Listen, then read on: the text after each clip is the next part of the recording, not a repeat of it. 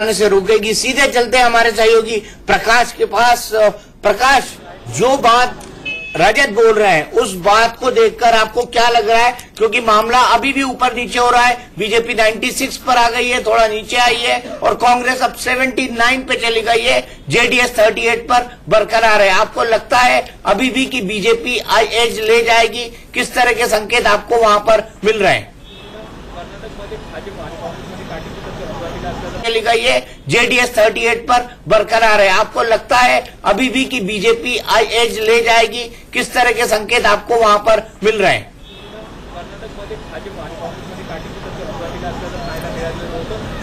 देखिए, जो नेताओं से अगर बात कर रहे हैं तो अब उनके अंदर जो एक कॉन्फिडेंस नजर आ रहा है। जो कुछ देर पहले जब आपसे बात हो रही थी मेरी, आधे घंटे पहले, तो कोई नेता बात नहीं कर रहा था।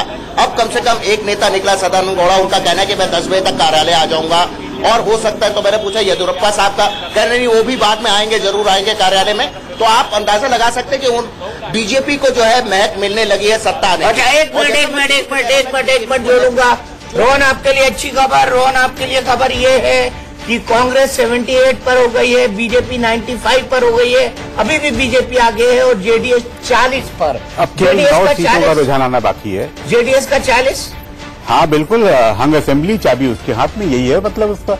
अभी यही लग रहा है बिल्कुल। अब सेफली चला सकते हैं कि त्रिशंकु विधानसभा के आकार बनते जा रहे हैं। जैसे जैसे आगे बढ़ रहे हैं वैसे वैसे त्रिशंकु विधानसभा के आधार बनते जा रहे हैं। इसको ब्रेकिंग चला सकते हैं हम ऊपर। बिल्कुल। BJP 95, Congress 78, JDS 40। जेडीएस का स्ट्राइक रेट काफी। पिछली विधानसभा में भी, निवर्तमान विधानसभा में इसकी 40 थी, वो 40 वही रिगेन कर रही है। देखिए, 20 सीटों पर बहुजन समाज लड़ी, हो सकता है उसमें से 1-2 वो जीत जाए, तो 40 में से 38 तो कम से कम मैं मान के चल रहा हूं कि जब तक कि पूरे रुझान नहीं दिख जाते हैं कि ये जेडीएस के हैं। यानी कांग्रेस चाहकर भी उसका बहुत नुकसान नहीं कर पाई है। जो हमें ऐसा लग रहा था कि शायद मुस्लिम वोट उससे छिटक करके कांग्रेस की तरफ उसके बेल्ट में गए, शायद वैसा नहीं हुआ है। और ये संभव है कि कुछ इलाकों में भाजपा ने कोशिश की हो कि जेडीएस जीत जाए, कांग्रेस हारे। जैसा कि पंजाब में बीजेपी ने अपने वोट कांग्रेस को ट्रांसफर कराए थे आम आदमी पार्टी को हराने के लिए। संभव है कि उस तरह का खेल वहां कहीं पे हुआ हो, क्योंकि राजनीति संभावनाओं का गणित है, और संभावनाओं के आधार पर गणित बनती है। अब फिर से चेंज हुआ है। बीजेपी 92 पर आ गई है, कांग्रेस 81 पर आगे पहुंच चुकी है, और जेडीएस 40 पर। रोहन जी, आपके लिए खुशी की खबर? मैं वही बता रहा हूं दीपक जी, अभी भी खुशी की दुख की बात नहीं है, क्योंकि बहुत 2-3 राउंड पे काउंटिंग में होना, 100 वोट भी इधर से उधर होगा, आपका रुझान बदल जाएगा। ये मुझे जो लग रहा है, ओवरऑल बहुत ज्यादा कांटे की टक्कर है। किसी भी पार्टी को मुझे नहीं लगता है कि पूर्ण बहुमत का आंकड़ा मिलेगा। चलिए, और सपोर्ट लेना ही और मैं आपको बता दूं, और मैं अच्छा आंकड़ा बता दूं। रोहन जी, 1 मिनट सुनिए, और अच्छा आंकड़ा बता दूं। बीजेपी 93, कांग्रेस 83, तो ये आपके लिए बेहतर आंकड़ा हुआ।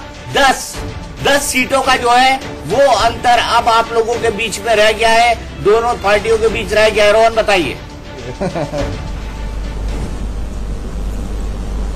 मैं यही बता रहा हूं दीपक जी कि आप बताते रहिए, क्योंकि आपके बताते ही हमारी सीटें बढ़ रही हैं। और जिस प्रकार से अभी बीजेपी के प्रवक्ता ने सरकार भी बना ली थी, उनको मैं यही बताना चाहूंगा कि ये एक हंग असेंबली है, और जिस प्रकार से बीजेपी का अहंकार रहा है साथी सहयोगी पार्टियों की तरफ, मैंने मुझे नहीं लगता है कोई भी नया सहयोगी तो कट रही है। रोहन जी, आपको रुकना पड़ेगा, आप बोल रहे हैं तो कट रही है बीजेपी। मैं वही बता रहा हूँ, कांग्रेस 81। मैं ये बता रहा हूँ दीपक जी, आप हमारे लकी है, मैं ये चीज बोलना चाह रहा हूँ।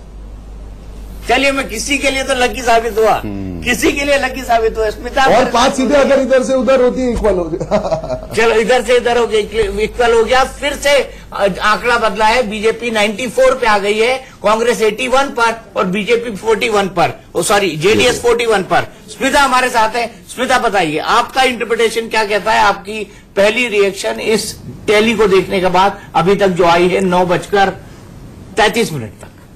जी हाँ, मुझे लगता है कि जितनी सीटों के रुझान अभी हमारे सामने आए हैं, तो संभव है कि अपने दम पर बीजेपी सिंगल लार्जेस्ट पार्टी होने के बावजूद भी कुछ एक सीटें, बहुत कम मुट्ठी भर सीटें जो हैं, वो बहुमत के आंकड़े से पीछे रह जाए। लेकिन इतना मैं आपको कह सकती हूं कि अब जो तस्वीर सामने आ रही है, अगर बहुत बड़ा उलटफेर अब इस टैली में न हो तो ये तय है कि सरकार बनाने की पहली कोशिश बीजेपी की तरफ से निश्चित रूप से होगी। और मुझे लगता है कि जेडीएस का जो परफॉर्मेंस अभी तक दिखाई दे रहा है, वो जो अंदाजे लगाए जा रहे थे एक्सपर्ट्स की ओर से, उससे थोड़ा सा बेहतर है। थोड़ा सा। हालांकि वो पहले भी कह रहे थे कि जेडीएस किंग मेकर की भूमिका में आएंगे, लेकिन किंग मेकर की जो नेगोशिएटिंग पावर होती है वो भी उसके आंकड़ों से बहुत हद तक प्रभावित होती है। मुझे लगता है कि अगर जेडीएस 30-32 पर रहकर किंग मेकर बनता, या बहुत मान लीजिए 35 पर, तो वो बात नहीं होती। लेकिन इस समय जेडीएस की बढ़त थोड़ी सी उससे ज्यादा हो गई है। अगर 2-3 सीटों में और उनको बढ़त आती है तो एक काफी मजबूत नेगोशिएटिंग पावर जेडीएस के हाथ में आ जाएगा, क्योंकि अभी तक मुझे अदर्स में और कुछ खास दिखाई नहीं देता। अदर्स एक अभी एक हुआ। और अगर ये बीजेपी अब 93 पर है, कांग्रेस 81 पर, जेडीएस 41 पर और अदर्स 1 और 6 सीटों का रुझान आना बाकी है। 6 सीटों का 6 सीटों का रुझान आना बाकी है। यानी हम तयशुदा मान ले कि अभी तक हंग असेंबली है। बिल्कुल बिल्कुल बिल्कुल। क्या मेकअप कर सकती है भारतीय जनता पार्टी? बहुत कठिन काम होगा, बहुत कठिन काम होगा, क्योंकि 6 की 6 जोड़ देगा तो 99 पर होगा। दीपक जी, अगर 105, 108 तक भी पहुंच जाते हैं, हालांकि अब उतने रुझान बचे नहीं हैं, अगर 105, 6, 8 तक भी बीजेपी पहुंच जाती है, तो क्योंकि अदर्स के चंक में कोई नहीं दिख रहा है, तो इसीलिए मुझे लगता है कि जेडीएस से बात करने की आवश्यकता पड़ेगी। दीपक, ये असंभव नहीं है कि गुजरात में आंकड़ा चेंज हुआ है। BJP 95, Congress 79, JDS 41। तो बीजेपी अब पहुंच गई है 95 पर, बहुमत से 17 दूर है। 17 का आंकड़ा बचा नहीं है अभी, लगभग 7 सीटें। कितनी? 7 सीटें बाकी 6 सीटें अभी बाकी हैं। 6 सीटें बाकी हैं काउंट होना, जो काउंट हो रही होंगी, लेकिन उसका डाटा हमारे पास नहीं आया है। बहुमत से 17 दूर है, यानी त्रिशंकु विधानसभा निश्चित दिखाई दे रही है, अगर कांग्रेस की जो सीटें हैं उनमें कोई बड़ी सेंध न लगे तो। अगर गुजरात के समय हमने देखा बीजेपी 110 से 99 पे अल्टीमेटली आ गई थी। जी बिल्कुल। 10-11 सीटों का वेरिएशन यदि वहां हुआ तो हो सकता है आज भी हो जाए। किस तरफ होगा नहीं पता है, इसलिए शायद आधा घंटे बाद और आप पूरे पुख्ते तरीके से कह पाएंगे कि हाँ जी, ताला चाबी सब लेकर के भाई साहब बैठ गए अपने। वाकई बैठे हुए अभी मालूम नहीं किसी को कि एचडी कुमारस्वामी अभी कहाँ है। एचडी कुमारस्वामी सिंगापुर में है। सिंगापुर से वापस आ चुके हैं। परसों शाम से लेकर वो कल शाम तक, कल देर रात तक सिंगापुर में रहे हैं। अब वो सिंगापुर में ऐसे क्रूशियल सेंसिटिव वक्त में क्यों गए, ये बहुत ही एक दिलचस्प बात है। जाहिर है छुट्टियां मनाने गए। इस तरह का माहौल में छुट्टी मनाने की मनोदशा तो मुझे कम दिखाई दे रही है। तो नहीं, उनको पता है कि मेरे बिना किसी का काम बनना नहीं, मैं जहां भी रहूंगा लोग पीछे पीछे आएंगे ना जी, या जब मैं लौट के आऊंगा तब तक इंतजार करेंगे मेरा। अब अगर नहीं सिंगापुर से, या वो नहीं चाहते कि बैंगलोर की मीडिया को पता चले कि वो किनसे बातचीत कर रहे हैं, इसीलिए वो देश से बाहर रहना बेहतर समझ रहे हैं। देश से बाहर जाने में दिक्कत हो जाएगी, स्टैंपिंग होगी, तो वो देश के अंदर आ चुके होंगे। और देश के अंदर एक अच्छा, TV9 के मुताबिक रुझानों में बीजेपी को 100 सीटें मिल गई है। TV9 के मुताबिक रुझानों में बीजेपी को 100 सीटें मिल गई है। TV9 के मुताबिक रुझानों में बीजेपी को 100 सीटें मिल गई है। 100 सीटें मतलब मोरल विक्ट्री। बिल्कुल मॉरल विक्ट्री है, क्योंकि पिछली बार 40 अपनी थी, अपने सहयोगी जो छोटे 2 धड़े वापस किए 50 थे वो मिल करके, उससे दुगना होना तो वास्तव में बड़ी मॉरल विक्ट्री कहलाएगी बीजेपी। अच्छा, अब फिर बढ़ा है। 99 हमारा हो गया है, 75 कांग्रेस का, 99 बीजेपी का, 75 कांग्रेस का, जेडीएस का 41, अदर्स का 1, और कांग्रेस की चांसेस अब और कम होते हुए। रोहन जी, क्या 9 से 10 में तो आपने चेंज करा दिया पूरा, 75 पर आ गए हैं क्या फिर से आप?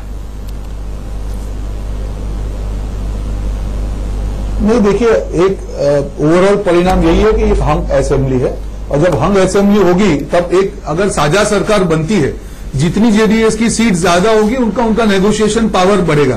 पर फैक्ट एक क्लियर है कि अब हंग असेंबली है, कौन सी पार्टी जेडीएस के साथ ज्यादा बेहतर नेगोशिएशन कर पाती है और सरकार बनाती है, वही देखने वाली बात है। तो आपको क्या लगता है, आपकी निगोशिएशन की पावर या मोरल अथॉरिटी अभी भी बची हुई है 75 सीट्स के साथ?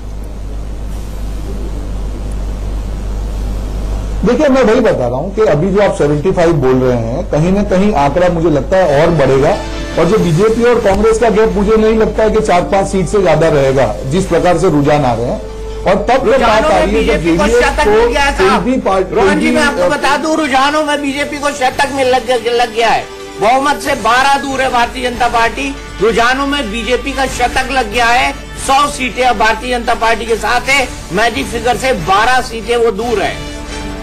मैजिक फिगर से 12 सीटें दूर है, लेकिन मैजिक फिगर किसी को मिल पाए इसकी संभावनाएं फिलहाल बेहद कम नजर आ रही हैं। लेकिन 100 सीटों तक पहुंच जाना ये बीजेपी की सिंगल लार्जेस्ट पार्टी होगी और मोरल विक्ट्री होगी, यानी बीजेपी की सरकार बनेगी और जेडीएस की बार्गेनिंग पावर कुछ कम होगी। और अभी भी 5 सीटों का रुझान आना बाकी है। और अभी भी 5 सीटों का रुझान आना बाकी है। तो क्या होगा ऐसे में? क्या तोड़फोड़ करेगी भारतीय जनता पार्टी जेडीएस के अंदर, या जेडीएस अपने आप बिना शर्तों पे समर्थन दे देगी, या जेडीएस समर्थन के बदले कुछ भारतीय जनता पार्टी से लेगी या देगी? इस पर बात करने के लिए हमारे साथ जुड़ गए हैं पूर्व केंद्रीय मंत्री और भारतीय जनता पार्टी के प्रवक्ता शहनवाज हुसैन साहब। शहनवाज जी, आपसे जानना चाहूंगा, आप जैसे ही आज शतक लग गया, देखिए क्या कमाल है।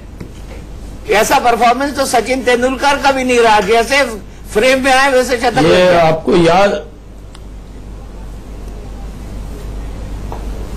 आपको दीपक जी याद है कि गुजरात के चुनाव में कांग्रेस बढ़ रही थी और मैं आपके स्क्रीन पर आया था और मैंने कहा था कि अभी मैं आपके स्क्रीन पर बैठा हूं, सरकार बना के जाऊंगा, और बना के गया था। मैं कोई ज्योतिषी के हिसाब से नहीं कह रहा हूं, मेहनत के दम पर, जो हमारे कार्यकर्ता के फीडबैक पर और हमारे प्रधानमंत्री की लोकप्रियता और हमारे राष्ट्रीय अध्यक्ष अमित शाह ने जिस तरह वहां मेहनत की है, उसके आधार पर कह रहा हूं कि अभी 100 हमने सेंचुरी मारी है। वो हम 12 सीट का जो बहुमत कम है वो भी प्राप्त करेंगे और वहां पर भारतीय जनता पार्टी की स्पष्ट बहुमत की सरकार बनेगी, इसमें कोई शक नहीं है। क्योंकि कई जगह बहुत कम वोटों से हम पीछे चल रहे हैं, जहां हम आगे होंगे, और हमारा जहां भी भारतीय जनता पार्टी की बढ़त है वो बहुत अच्छी है।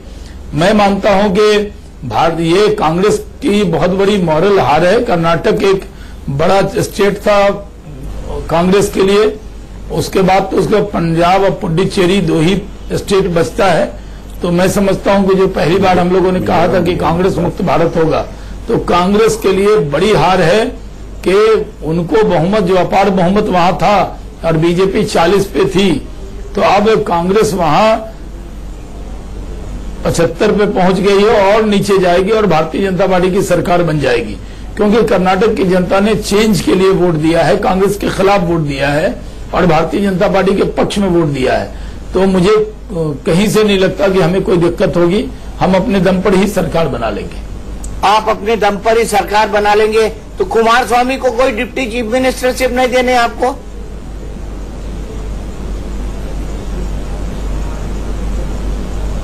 नहीं, देखिए अभी पूरा रिजल्ट आने दीजिए। मैं तो कह रहा हूं कि हमारा पूरा विश्वास है, कॉन्फिडेंस है। जिस तरह का हमारे पास फीडबैक था उसी आधार पर हम लोग आपको कह रहे थे कि हम वहां सरकार बनाएंगे। और भारतीय जनता पार्टी के लिए बहुत खुशी की बात है कि हम सरकार बनाने की तरफ बढ़ रहे हैं। भारतीय जनता पार्टी 103 पर पहुंच गई है, शहनवाज हुसैन, और कांग्रेस 72 पर आ गई है, जेडीएस 41 पर है और अदर्स 1 पर। तो बीजेपी अब 103 पर पहुंच गई है। और अभी भी 5 सीटों का रुझान आना बाकी है। सकते 112 पे आ जाए तो आश्चर्य मत करिए। बिल्कुल आश्चर्य नहीं होगा। क्यों? जैसा गुजरात में था उसका रिवर्सल यदि आज हो रहा हो तो कौन हैरान हो सकता है? कोई हैरान नहीं हो सकता है। आप कुछ कहना चाह रहे थे शहनवाज जी? 3 सीटें और दिलवा दी आपने। नहीं, मैं कह रहा हूं कि मैंने आपसे कहा कि ये हमारे लिए अच्छी बात है कि मैं आपके चैनल से जैसे जुड़ा और ठीक गुजरात की तरह हो रहा है। आपको याद होगा कि इसी 9 से 10 के बीच में कांग्रेस पार्टी इस तरह का व्यवहार कर रही थी, लेकिन गुजरात की जनता ने जिस तरह सरकार को लाने के लिए वोट दिया, कर्नाटक की जनता ने कांग्रेस को हटाने के लिए वोट दिया। ये अंतर है। गुजरात से तुलना अगर आप करेंगे तो गुजरात में हमारी लगातार सरकार, लोग कहते थे एंटी इनकम्बेंसी है, बहुत दिनों से हुकूमत में है, बहुत दिन से हुकूमत में रहते हैं, तो बहुत से लोग राजी और नाराज भी होते हैं। लेकिन हमने वहां पर प्रधानमंत्री नरेंद्र मोदी जी पर विश्वास करके वहां की जनता ने हमें फिर से मौका दिया था। और यहां पर भी मैं मानता हूं कि कर्नाटक की जनता ने नरेंद्र मोदी जी पर विश्वास करके और हमारे राष्ट्रीय अध्यक्ष की मेहनत और पूरी टीम की मेहनत, संगठन की ताकत, बूथ पे हमारे कार्यकर्ता जो बूथ जीतते हैं। हमने एक नारा प्रधानमंत्री जी ने दिया था, राष्ट्रीय अध्यक्ष जी ने, हमारे 104 और 68 कांग्रेस की स्थिति खराब होती है। शहनवाज जी 104 हो गए अब आपकी। जी और मल्लिकार्जुन खड़गे कुछ कह रहे हैं, सुनते हैं। Tendencies are coming and ultimately it will be known at 11:30 correct position. Correct position. So after coming the result, we can say something which party is going to take which side, what, whether it is going to become single party government or coalition. That will be decided small margin if you are leading. Only everything will be settled after 11:30.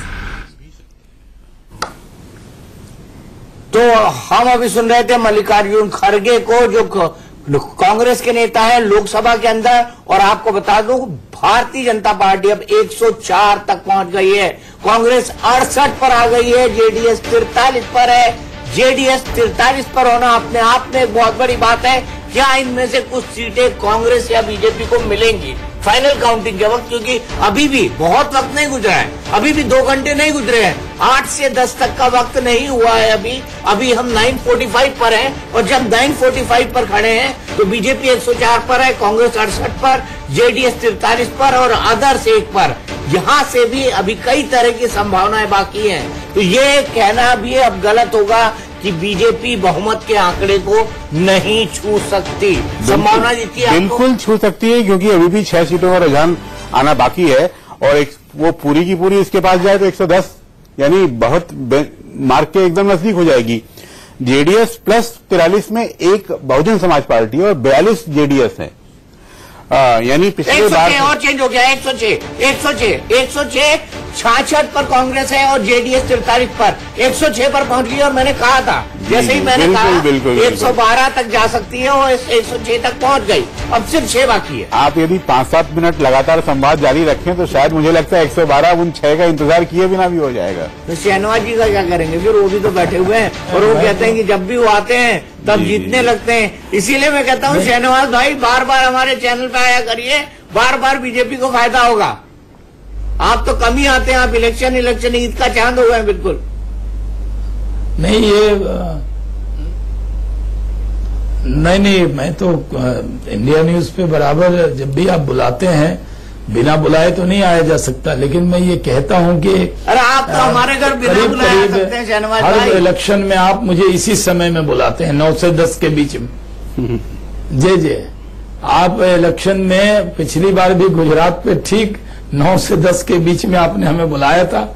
और मुझे बड़ी खुशी है कि मैं मेरे बैठने के बाद अच्छी खबरें आपने दी हैं। 106 पे पहुंचे हैं आप, हम 100 के नीचे थे। और अभी मैं मानता हूं कि जब डिबेट का जो जितने देर तक मैं हूं तो 112 से ऊपर हम जाएंगे, बहुमत लेकर ही आपके चैनल से हटेंगे।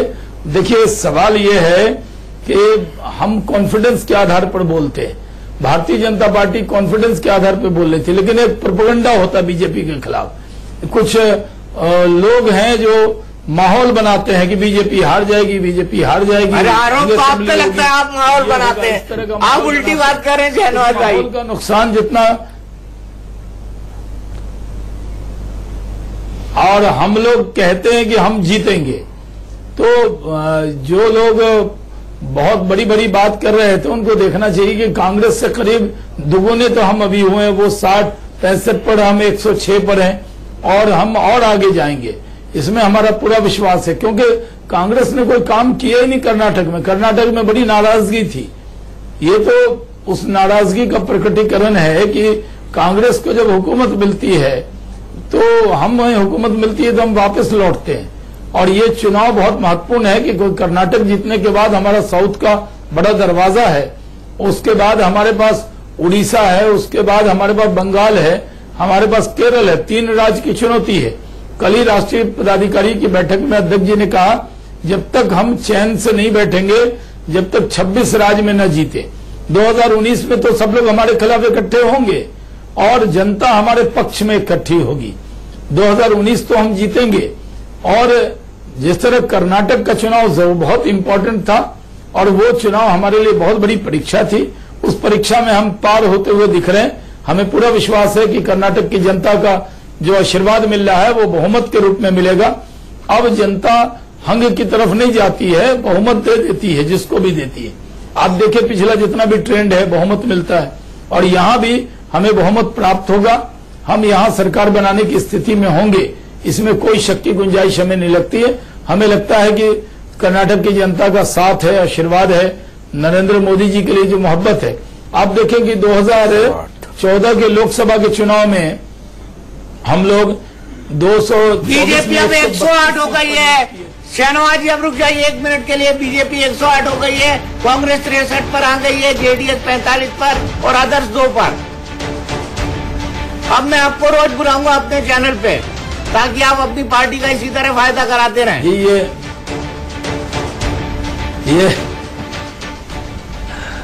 नहीं, ये हम लोगों के लिए बड़ी खुशखबरी है और चुनाव को हम लोग एक बड़े दिल से स्पोर्ट्समैन स्पिरिट के तौर पर लेते हैं। हम ये मानते हैं कि जब जनता हमें साथ देती है, आशीर्वाद देती है, मौका देती है तो उसको सहर्ष हम स्वीकार करते हैं। और ये बड़ी बात है कि जनता ने हमें सेवा का अवसर दिया है। हमारे लिए कर्नाटक में जो नतीजे आ रहे हैं वो सत्ता नहीं है, सेवा है। और ये कर्नाटक में हमें सेवा का अवसर मिलता हुआ दिख रहा है, उसमें कोई शक नहीं है। इसलिए मैं कोई बहुत आलोचना किसी की न करते हुए कर्नाटक की जनता का बहुत शुक्रिया अदा करता हूं कि वो हमें बहुमत के करीब पहुंचा रही है। और भारतीय जनता पार्टी की सरकार ये बनना, आप समझिए 2019 की तैयारी तो हमने कल ही कर दी। कल ही राष्ट्रीय पदाधिकारी की बहुत दिनों बाद पहली बार हमारे नए कार्यालय में बैठक हुई थी और हमारे राष्ट्रीय अध्यक्ष आत्मविश्वास से ओतप्रोत थे और उन्होंने हमें ये टास्क दिया, हमें ये चैलेंज लेने को कहा कि हम सरकार, हमारी सरकार अच्छी सरकार, हमारी सरकार गरीबों की सरकार, हम सत्ता में आए हैं लोगों के लिए नीति बनाने के लिए, कि लोगों की सेवा के लिए आए हैं, हम गरीबों का उद्धार करने के लिए आए। एक जो विश्वास बना है लोगों के बीच में कि भारतीय जनता पार्टी गरीबों की चिंता करती है, तो ये चिंता हुआ है। देखिए हमारे बोलते हुए सीटें 108 हो गई है, तो मैं मानता हूं कि भारतीय जनता पार्टी अब बहुमत के करीब जाएगी। कर्नाटक में केंद्र में भी सरकार बीजेपी की है, कर्नाटक में भी बीजेपी की सरकार बनेगी और कांग्रेस के पास 2 अच्छे स्टेट बन जाएंगे, पुडुचेरी और पंजाब। जो प्रधानमंत्री जी ने कहा था तो पुडुचेरी और पंजाब में वो सेवा करें। और हमें जो स्टेट मिला है, मैं देख रहा हूं कि लगातार जो चुनाव हो रहे हैं उस चुनाव में भारतीय जनता पार्टी जीत रही है। और कर्नाटक में ये मेहनत रही है कि किस तरह कांग्रेस ने कर्नाटक को बांटने का काम किया, कर्नाटक में लिंगायत समाज को बांटने का काम किया, धर्म के नाम पर। अब 108 हो गई, आप 112 पे बोलिएगा शहनवाज जी, अब आप 112 पर बोलिएगा। मैं रोहन गुप्ता के पास चलता हूँ। रोहन गुप्ता हमारे कांग्रेस के मित्र हैं। रोहन, कांग्रेस 66 पर सिमट गई है, अब भी आपको कोई संभावना नजर आती है?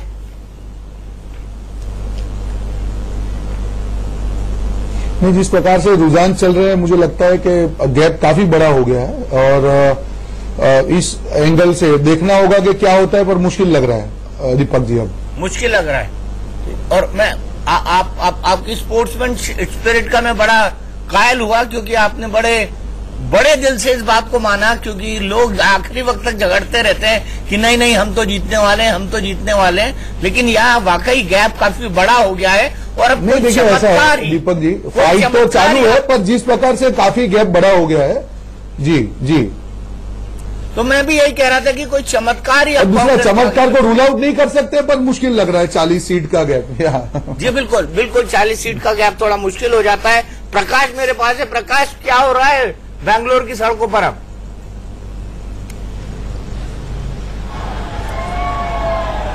अब मैं सड़कों पे तो अभी यहाँ नहीं आया क्योंकि यहाँ पे जैसा अमूमन अन्य हिंदी बेल्ट एरियाज में होता है उस तरह से वो ऐसे लोग नहीं करते। लेकिन अब ऑफिस में अगर मैं कहूँ निखिल से, तो आप देख सकते हैं कि लोग जो है खासी भीड़ इकट्ठी हो गई है वहां पे और लगातार शोर सुनाई दे रहा है वहां पे।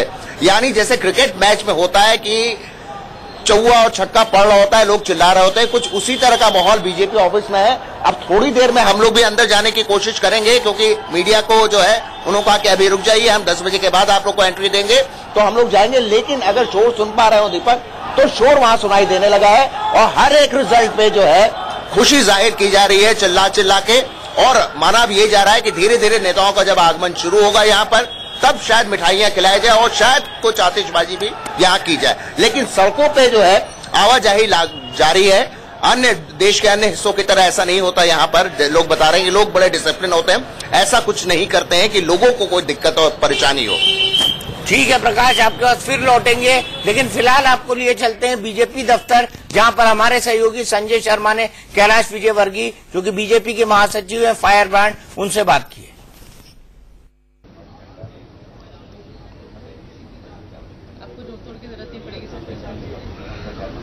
चलो, भाजपा के राष्ट्रीय महासचिव कैलाश विजयवर्गीय हमारे साथ मौजूद है। कैलाश जी, बीजेपी क्या सरकार बनाने जा रही है? सिंगल लार्जेस्ट पार्टी तो बन चुकी है, 100 के आसपास पहुंच चुके हैं सर। हम 130 से ऊपर सीट लाएंगे, सरकार बनाएंगे, निश्चित रूप से पूर्ण बहुमत की सरकार होगी वो, और भारतीय जनता पार्टी की ही सरकार बनेगी। लेकिन क्या ऐसा नहीं लगता कि कहीं न कहीं जेडीएस की जरूरत भी पड़ सकती है? देखिए, हमारा आत्मविश्वास है कि हम बहुमत में आएंगे। कांग्रेस ने अपने नेताओं को भेजा है, उनको विश्वास नहीं, वो वहां जोड़ तोड़ करके कुछ करना चाहते हैं। हमें पूरा विश्वास है कि वहां पर भारतीय जनता पार्टी की ही सरकार बनेगी और हम बहुमत के आंकड़े को पार करेंगे। मुख्यमंत्री सिद्धरामैया सर पीछे चल रहे हैं, किस तरीके से देखते हैं? वो हमेशा कहते थे कि ये चुनाव येदियुरप्पा और सीतारामैया के बीच में, जब सिद्धरामैया पीछे चल रहे हैं, इसका मतलब है कि कांग्रेस हार चुकी है। ये थे बीजेपी के राष्ट्रीय महासचिव कैलाश विजयवर्गीय, जिनका कहना है कि कांग्रेस चुनाव हार चुकी। तो आइए अब एक लेते हैं क्विक ब्रेक के बाद फिर वापस आएंगे बहुत जल्द, 30 सेकंड में। टर्म इंश्योरेंस नहीं लिया तुमने? तुम जैसे लोग हैं जो अपने परिवार का ध्यान नहीं रखते, अब भुगतो। देखिए, टाइम रहते टर्म इंश्योरेंस करवा लें policybazaar.com पे। भैया आज सुर बैठ नहीं रहा, बैठाते हैं।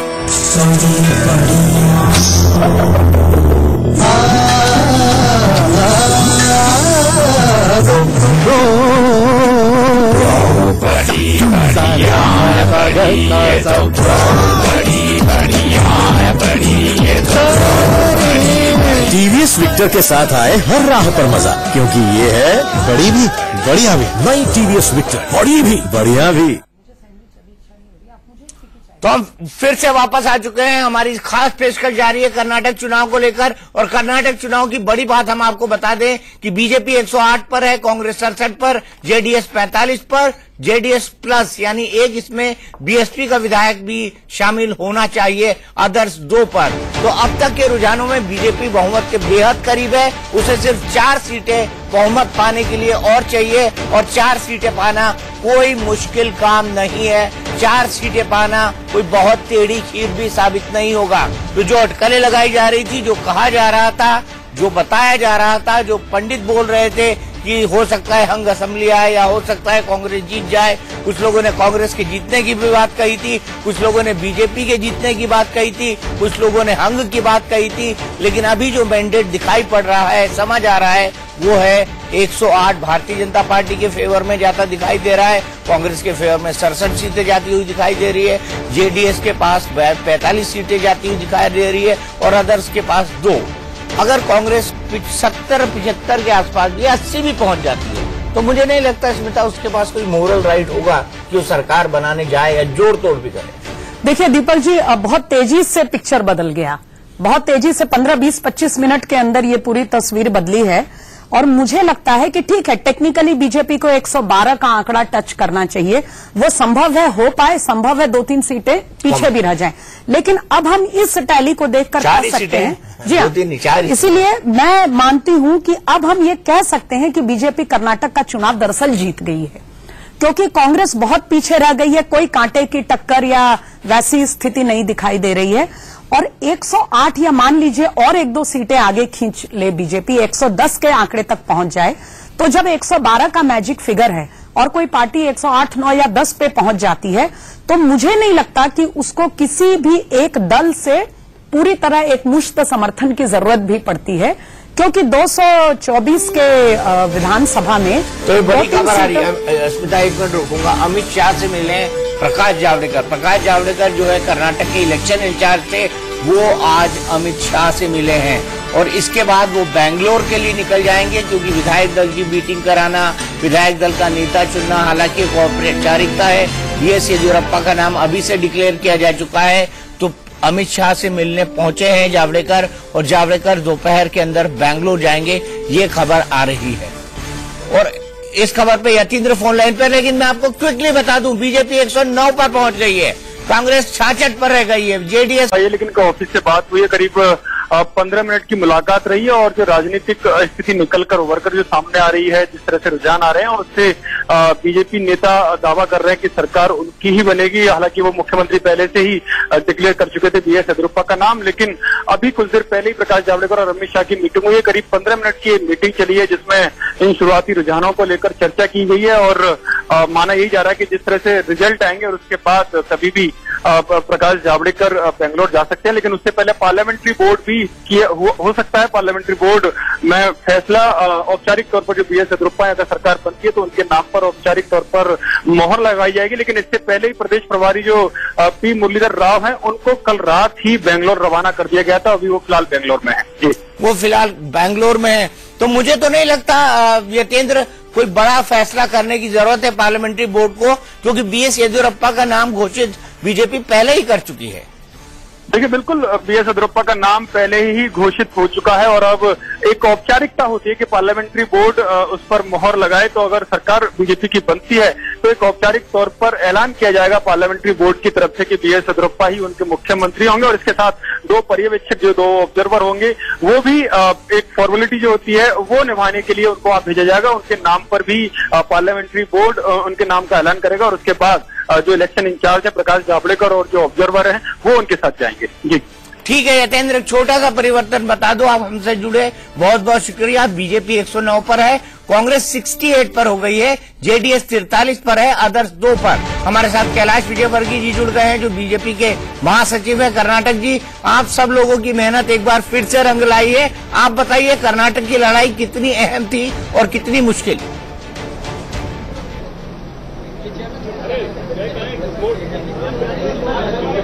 भाई कट गए। अच्छा, लगता है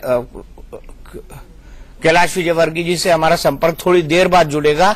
मैं फिर से चलता हूं अनुज जी के पास। अनुज जी, सिर्फ 3 दूर है और अदर्स के खाते में 2, यानी 111 हो चुके हैं। दीपक जी देखिए, स्पष्ट बहुमत की तरफ तो बीजेपी है ही है और उसके लिए उससे भी बड़ी खुशी की बात यह होने वाली है कि अभी तक कर्नाटक में बीजेपी को 38.27 और कांग्रेस को 37.5, यानी कांग्रेस से अधिक वोट प्रतिशत भी वो इस बार पहली बार ले रही है अपने इतिहास में। 39 के आसपास। जी हाँ, बिल्कुल 39.2 में 38.2 और 37.5, यानी 1% का ही गैप होगा। लेकिन देखिए, लोकसभा चुनाव में महज 2% के गैप पर उसने बड़ा अंतर किया था। यहाँ 1% का गैप है तो 40 सीटों का अंतर है। बिल्कुल 40 सीटों का अंतर है। और हम यहाँ पर आपको बता दें कि जो आंकड़ा है वो क्या कहता है, ठीक 10:02 का आंकड़ा है। बीजेपी 109 पर है, कांग्रेस 68 पर है, जेडीएस 43 पर है और अदर्स 2 पर हैं। तो 109 और अदर्स की 2 सीटें जोड़ दी जाएं तो 111 सीटें हो जाती हैं और फिर बहुमत से सिर्फ 1 दूर। स्मिता, आपके पास आऊंगा, आपको क्या लगता है ये येदियुरप्पा में एक औपचारिकता भर है?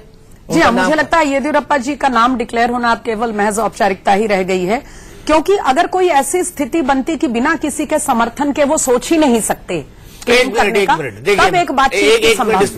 सॉरी 110 पे है। आपको याद रखना चाहिए कि 2 सीटों पर अभी चुनाव भी रुके हुए हैं। अदर्स में एक इंडिपेंडेंट है और एक छोटी पार्टी के एक है। सर अनुज जी, 2 सीटों पर चुनाव भी रोका गया है। जी। तो वो भी चुनाव अपने समय पर हो जाएंगे कुछ दिनों के अंदर। और जिसको यहाँ बहुमत होगा शायद उनकी तरफ झुक जाए, ये भी संभव। मैं मानती हूँ दीपक जी कि बीजेपी के लिए सेलिब्रेट तो वो करेंगे जब समय आएगा तब, लेकिन इस समय जो कर्नाटक चुनाव से जो पूरे चुनाव कैंपेन के दौरान संकेत आ रहे थे, उनको सेलिब्रेशन से ज्यादा, खुशियां मनाने से ज्यादा राहत का एहसास हो रहा होगा कि कम से कम अब किसी की बैसाखी के लिए, किसी से बातचीत के लिए उन्हें नेगोशिएट नहीं करना पड़ेगा, और नेगोशिएट नहीं करना पड़ेगा तो किसी की कोई शर्त भी नहीं माननी पड़ेगी।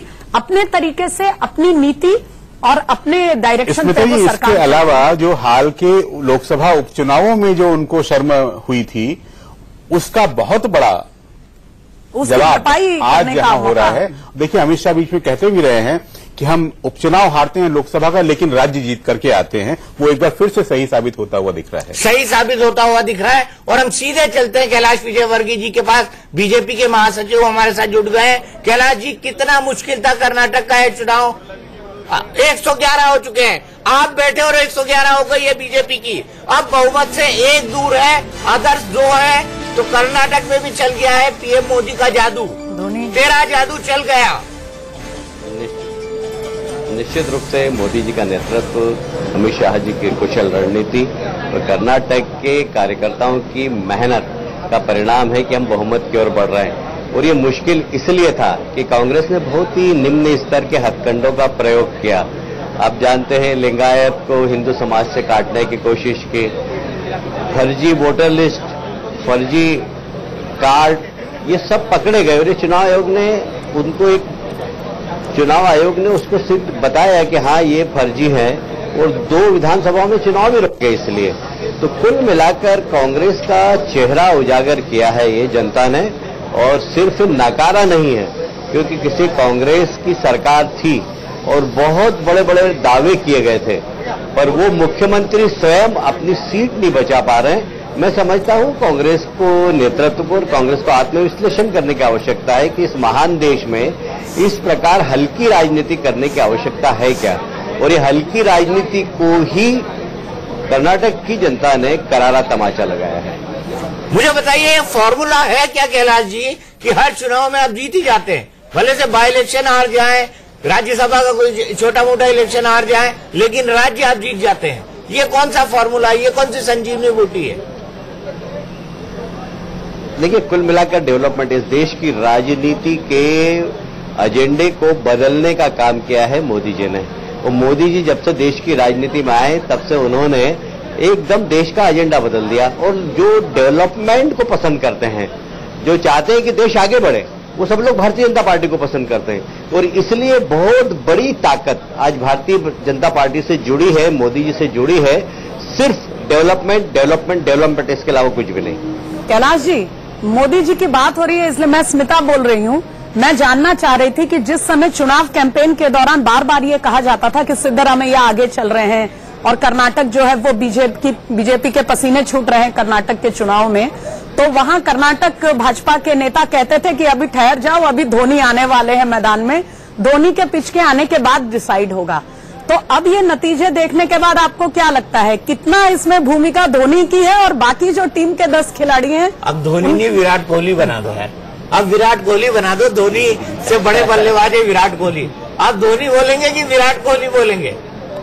क्योंकि कल तो शेन वॉर्न ने कह दिया कि हमारा विराट कोहली जो है वो सचिन तेंदुलकर से भी बड़े खिलाड़ी है।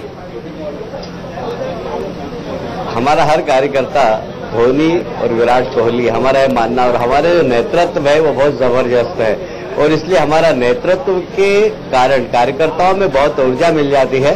और ये कार्यकर्ताओं का परिश्रम और हमारा कुशल नेतृत्व और कुशल रणनीति अमित शाह जी की, इस सब का परिणाम है कि हम राज्यों में एक के बाद एक जीत प्राप्त कर रहे हैं। और एजेंडा डेवलपमेंट का ही है। इस देश की राजनीति को एजेंडा डेवलपमेंट का दिया है, तो उसका श्रेय मोदी जी को जाता है।